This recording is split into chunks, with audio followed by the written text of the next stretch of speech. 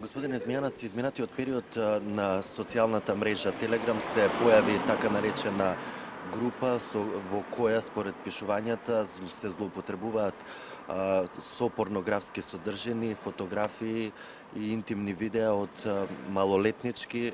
Кој е ставот на Меѓаши за ова новонастаната ситуација, еве, на ова релативно непозната кај поголемиот дел од јавноста социјална мрежа? Во петокот добивме дојава и веднаш реагиравме до Министерството за внатрешни работи, одделение за компјутерски криминал.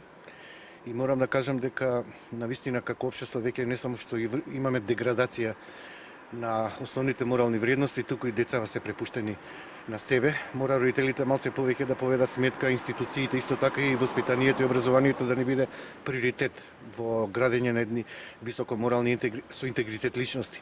Замислете, се користат дури и лажни порнографски видео материјали и слики, каде што се компрометираат девојчиња од 12-13 и повозрастни девојчиња кои не можат како жртви да се бранат дека не се тие, но има и реални слики кои биле оставени, отворени на Инстаграм и тие биле злоупотребени, дури биле злоупотребени и приватни фотографии меѓу своите врсници кои биле споделувани.